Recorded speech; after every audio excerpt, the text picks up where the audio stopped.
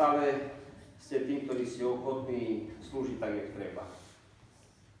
Chcem vám teda naozaj tak z úprimného srdca, v mene svojom, samozrejme, v mene svojej rodiny, v mene veriacich tejto farnosti s filiálnymi otcami, chcem vám popriať naozaj hojnosť Božej milosti, pretože iba z Božej milosti môžeme sa rodiť do tohto sveta a môžeme tu prebývať.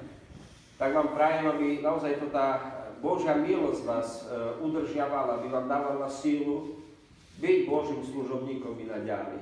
Byť služobníkom i naďalej. Aby ste boli naozaj tak, jak východná cirkev hovorí, hej, a má tých takých starcov, byť starcov medzi nami mladými a odovzdávať nám skutočne to tajomstvo múdrosti života s Bohom.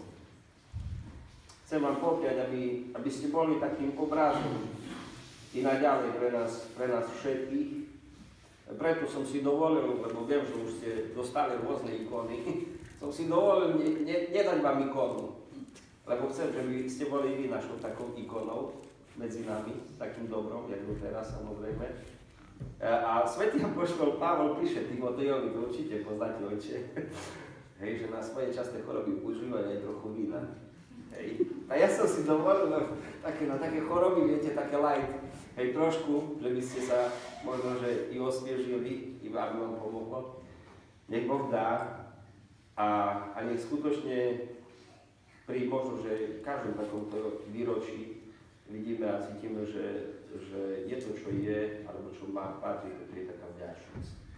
Hej, tak ja som Bohu vďačný, že som mal tú možnosť a mám tú možnosť spoznať vás, byť s vami a prežívať čas svojho života i toho kňazského vo vašej blízkosti. A nech mi nedržím už tak dlho, lebo to je váš otec, takže všetko najlepšie, ešte raz vašim požehnaním, 80-tinám vám prajem a žehnám, všetko dobré a skutočne nech tá Božia milosť vás i nás ďalej sprevádza. Pán Boh vám tak všetko dobré.